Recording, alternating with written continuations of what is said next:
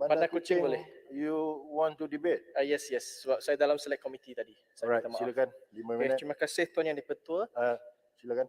Okey, saya ingin membahas tentang akta racun yang ada di tangan kita.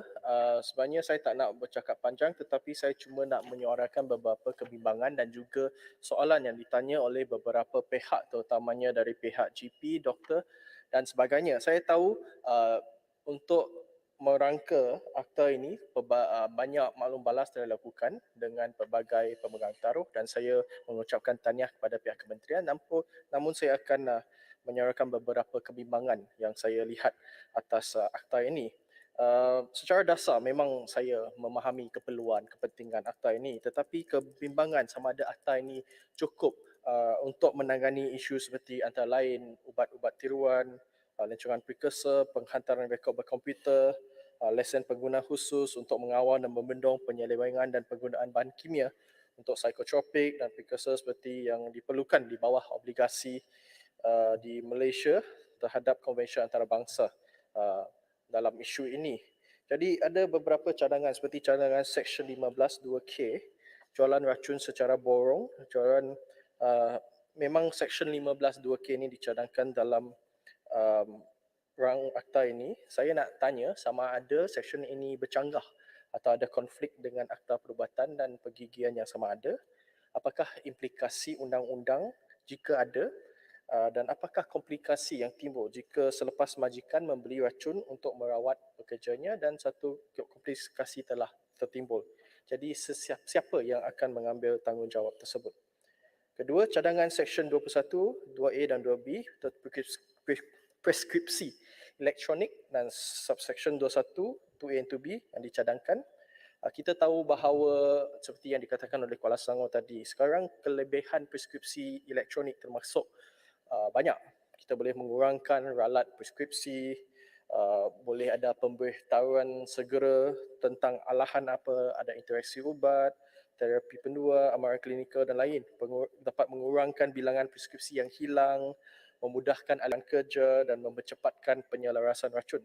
Walau bagaimanapun, pengenalan preskripsi elektronik memerlukan rangka kerja organisasi dan kawasan yang sangat komprehensif dan sekarang mungkin saya as far as I know lah belum wujud lagi. Jadi saya juga nak tanya, adakah seksyen ini ada konflik dengan Akta Perubatan dan Pergigian yang juga masing-masing mengawal amalan perubatan dan pergigian serta Akta Kemudahan dan Perkhidmatan Penjagaan Kesihatan Swasta.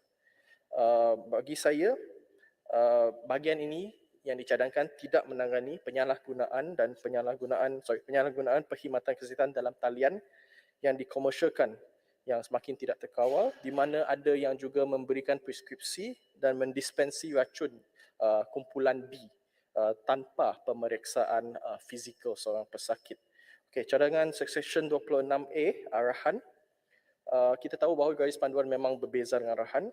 Yang pertama, biasa, okeylah, saya nak rumuskan, tetap kebimbangan bahawa pemberian kuasa yang tidak terhad kepada individu boleh membawa kepada penyalahgunaan dan juga rasuah. Dan bagi saya, apakah cadangan kerajaan untuk to limit this problem?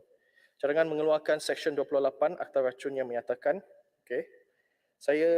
kita tahu bahawa Majlis Perubatan Pergigian ada memang menyediakan butiran pengamal perubatan dan pergigian berdaftar di laman web mereka untuk pengesahan.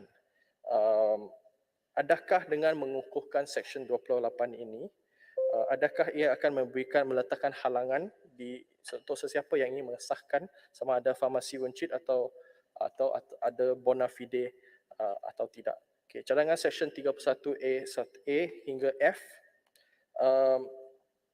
yang ini bagi saya boleh dipertikaikan kerana ia mungkin bercanggah dengan Akta Kerahsiaan, Akta Perlindungan Data Peribadi, Kod Tingkah Laku Profesional dan Perubatan Malaysia dan juga Majlis Pergigian. Apakah justifikasi kena pertambahan ini? Adakah Seksyen 31 tidak cukup untuk penguasaan ini?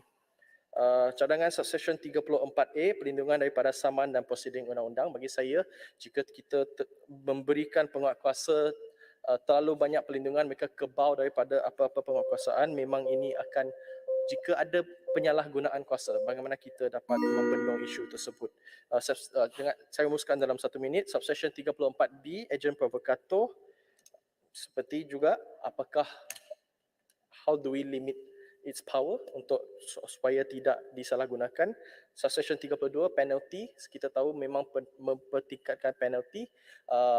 Kalau kita bandingkan, proportionality is almost the same as akta dadah berbahaya.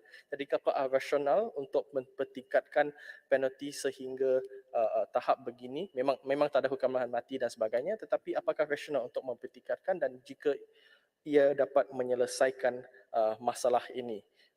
Mungkin saya akan nanti dalam jawatan kuasa saya akan tekan. Dengan itu, saya harap Menteri boleh memberi penjelasan, dan terima kasih Tuan Yang di-Pertua. Terima kasih Yang Berhormat Manda